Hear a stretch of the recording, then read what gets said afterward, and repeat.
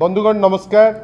स्वल्प नोटिस रे आपण माने आसिकी शंख भवन रे पहुंची पारिचंती। आपण समस्त को पुणी थरे बिजु जनता दल तरफ हार्दिक अभिनंदन। आज आपण को एड्रेस करिवे दलर वरिष्ठ नेता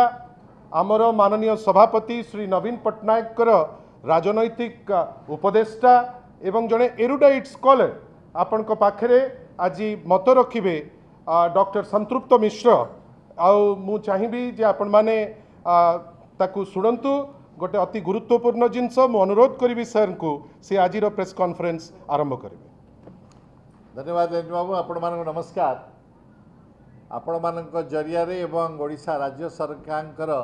गोटे घोषणा जरिया आपण मैंने समस्ते जानी जे ओडिशा सरकार अनेक गुड़िए एमओयू अनेक शिल्प संस्था एवं बिजनेस मान सहित दिल्ली रे दस्तखत कले एवं एप्रिल 7 तारिख रे तार घोषणा करथिले। जदि ओडिशा सरकार ओडिशार स्वार्थ पाई एभली काम करती बिजु जनता दल ताकू स्वागत करे, किंतु आमर आशा थिला जे सु योजना विषय जो योजना गुड़िक पूर्वतन बिजु जनता दल सरकार रे माननीय मुख्यमंत्री श्रीयुक्त नवीन पट्टनायक नेतृत्व रे हेइतिला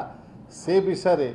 सत्य कही एवं से विषय जदि तथ्य ओडिशा सरकार दे थांते ताले भल होई थांता। ये जो एमओयू गुड़िक साइन है ता भर गोटे एमओयू होची जोटा इंडियन ऑयल कॉर्पोरेशन सहित जोटा भारतीय पब्लिक सेक्टर ऑर्गेनाइजेशन ता सहित गोटे पारादीप ठारे नाफ्ता क्रैकर यूनिट एस्टाब्लिशमेंट पर गोटे एमओयू साइन है। मु जिते जाए विषय गवेषणा कली मो बंधु मान सहित मु गोटे चिट्ठी देखिली जो ओडिशार पूर्वतन मुख्यमंत्री श्रीयुक्त नवीन पट्टनायक 2018 जनवरी 11 तारिख रे आमर मान्यवर प्रधानमंत्री श्रीयुक्त नरेंद्र मोदी को गोटे चिट्ठी लिखिथिले जे पारादीप ठारे गोटे इंटेग्रेटेड नाफ्ता क्रैकर यूनिट रो आवश्यकता अछि। एतो द्वारा ओडिशा रे केमिकल एवं पेट्रोकेमिकल रो प्रगति एवं उन्नति हेई पारिबो। एई जो चिट्ठी लिखिबा परे 2019 मसिया रे एप्रिल मासरे ओडिशा सरकार इंडियन ऑयल रो प्रस्ताव अनुसार गोटे अनुमोदन देइथिले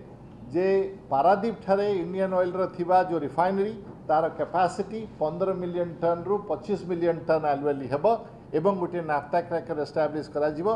1,300 कोटी टंकार उपनिवेश एटा हेबो बोली इंडियन ऑयल प्रपोजल आसीथिला एवं एप्रिल 2019 मसिया रे बिजु जनता दल सरकार माननीय मुख्यमंत्री नवीन पट्टनायक नेतृत्व रे तार अप्रूवल देइथिले। या परे 2023 मसिया रे सेही नवीन बाबू सरकार निष्पत्ति करथिले जे इंडियन ऑयल को एटा एस्टाब्लिश करिवा पाई कौन कौन आमे माने इंसेंटिव ओडिशा सरकार दे पारिबे। तत्कालीन इंडस्ट्री सेक्रेटरी जे थिले सी आपण मान को मध्य गणमाध्यम रे ब्रीफ करथिले। मु से वीडियो क्लिपिंग देखि के आसिली जे ओडिशा सरकार 2023 रे कौन कौन देबे इंसेंटिव आईओसीएल को से विषय से घोषणा करथिले। तेणु मु जहा देखुची यार अर्थ मु बुझी पारुनी जे हमर वर्तमान भारतीय जनता पार्टी रो ओडिशा सरकार नवीन बाबू करिथिबा काम को द्वितीय थर एमओयू साइन करी एभली घोषणा करी कहीं न कहउचंती जे एटा नवीन बाबूकर काम थिला। एटा मध्य आश्चर्यर कथा जे ओडिशावासी को एभली भ्रम धारणा कहीं दउचंती जे जेभली कि वर्तमान सरकार इंडिया ऑयल रो एक्सप्लोरेशन ये जो एक्सपांशन रो काम पाई निजे सब करि पारिछंती। मोर अनुरोध रहिबो भारतीय जनता पार्टी ओडिशा सरकार को जे बारंबार रंग बदलैवा ना बदलैवा से एमओयू को द्वितीय थर साइन करने अपेक्षा नवीन बाबू समय 20 वर्ष उपरे जेते टाइपर एमओयू साइन होता धरतु आपण मानकर मन थी जेएसडब्ल्यू सहित होता बा ओटीएम वेल्सपन सहित होता एभली अनेक एमओयू साइन करते नवीन बाबू निज सरकार रे से एमओयू गुड़िकर परिप्रेक्षी में कौन काम होती तार इम्प्लीमेंटेशन कौन होची केते जल्दी हो पार एपाई कौन सरकार पदक्षेप नहीं जदि से विषय में कहते ताले ओडिशावासी प्रति आश्वासना रहता जे ओडिशा उद्योग क्षेत्र में प्रगति करुछि। मोर आशा रहिबो जे एमओयू छाड़ी वर्तमान सरकार जल्दी आम मान को अवगत कराइबे जे आईओसीएल रो ये जो प्रोजेक्ट अछि ये केते जल्दी इम्प्लीमेंटेशन हबो केबे कमिशन हबो केबे प्रोडक्शन आरंभ हबो एवं विभिन्न समय केते ओडियावासी को एठी चाकरी मिलिबो एटा जदि आम मान को जणाते तद्वारा आम माने आश्वस्त हुंतु। एवं मोर बारंबार अनुरोध रही आपण मानकु जे ओडिशा सरकार जेतेबेले एभली घोषणा करुछंती ताको अधिका प्रश्न पचारतु एथिपाई नवीन बाबू सरकार आगु कौन करथिले एवं आपण माने एक्जाक्टली अधिका कौन करछंती बा नुआ जिनस एथिपाई कौन करछंती। से मोर आज कहबार कथा। धन्यवाद। सर गोटे प्रश्न अछि प्रभात त्रिपाठी रेस्पेक्ट करथिले और से कहया था कि दल ताकू बहिष्कार कराए त्रिपाठी लेखने कहउछथि जे दल शुक्रवार ठीक दिन से पहुंची पारु नाही ताकू जहां कहते से सर देखंतु विजु जनता दलर गोटे एस्टाब्लिश्ड प्रैक्टिस अच्छी जे थरे आमर माननीय सभापति किसी स्टेटमेंट देला परे ता उपरे किसी स्टेटमेंट जनरली विजु जनता दल तरफ दिया जाए ना बट तथापि जेहेतु आपणकर कौतूहल अच्छी एवं या उपरे आपण प्रश्न पचारुचंती आमे आपणकर से प्रश्नर किछि आपण पाखरे किछि उत्तर आमे निश्चित भावे दबु बेली भाबुचु। सर तो अच्छी अति सुंदर भावे आपण को गोटे अति दरकारी इश्यू उपरे से आपण संगे चर्चा कले मु किंतु आपण को अनुरोध करी गोटे छोटिया वीडियो जो वीडियो क्लिप अति कम समय अच्छी टिके आपण ताकू थरे देखि दियंतु।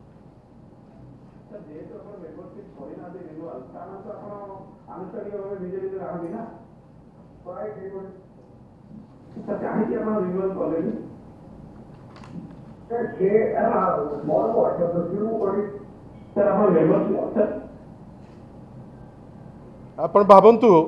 जे को स्टेटमेंटा सत 2 मास तले दिया जाइथिबा जो स्टेटमेंट आपण देखिले से स्टेटमेंटा तांकर सत ना आजी दिन रे जहा कहउचंती से स्टेटमेंट सत। आपण भावंतु जणे वरिष्ठ लोक से जेतबेले किछि स्टेटमेंट दउचंती आमे निश्चित भावे आशा करिबा सेटा तथ्य आधारित हेइथिबो से जेमिति तांकर माने किछि जिंस को नुचेइबा पई जाइकिरी आम माननीय सभापति उपरे किछि टिप्पणी देइचंती मु तांकर टिप्पणी उपरे विशेष किछि आमे कहबार नाही किंतु आपण को गोटिए दीटा दृष्टांत देबी मु गोटे दउची हाईकोर्ट रो गोटे CRLMC नंबर 122 ऑफ 2021 तार गोटे ऑर्डर कॉपी आपण देखंतु जोटा प्रभात बाबू जो कहिले जे तांको इंडिक्टेड हेई नाही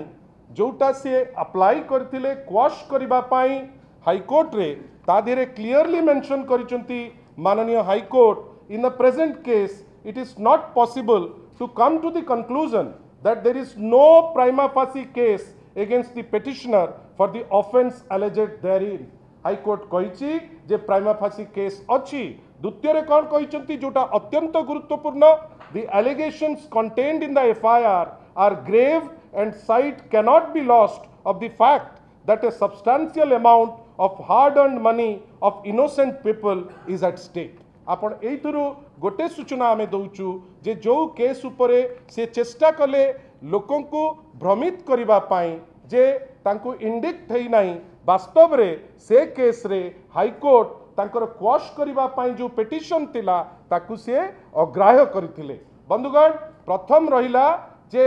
से तांकर निज तथ्य को क्लियर करंतु जे 2 मास तळे जा टिप्पणी देइथिले सेहा सत ना आजी जोटा से चेष्टा करले अपवाद को काहा को टाणीबा पाई ए स्टेटमेंट टी सत सी कहतु हाईकोर्ट जोटा कहूतिला हाईकोर्ट सत ना जोटा सी गतकाली स्टेटमेंट रे देले से कथा सत सी आउ मध्य कहतु जे दल रे जो श्रृंखलित कर्मी बेली से कहले मु तो भाबुची तांको 2टी दिनर तारीख रो जिनस मने पकई देबी गोटिए हला प्रथम थर जेतबेले राज्यसभा रो भोटिंग को नेकिरी से सस्पेंड हेतिले 1998 मसिया रे एवं द्वितीयटा हला जेतबेले चिट फंड केस को नेकिरी 31/10/14 रे से सस्पेंड हेतिले ना नाही या उपरे स्पष्टीकरण वर्तमान प्रभात बाबू दबार समय आछि जहाँ सभापति गतकाली कहितिले अक्षरे अक्षरे ता ठीक एवं समयर आवश्यकता को लेकिरी से स्टेटमेंट निश्चित भावे से ग्रहण करने को पड़िबो एवं आपण मानक पाखरे एटलिस्ट लोकों को पाई किछि सत कहया पड़िबो। धन्यवाद। तापे सेपरेट कर अनेक योजना जमती सर कहिले केवल रंग मरा जाउची आशा करिबा सेटा से दिगरे न हो। धन्यवाद।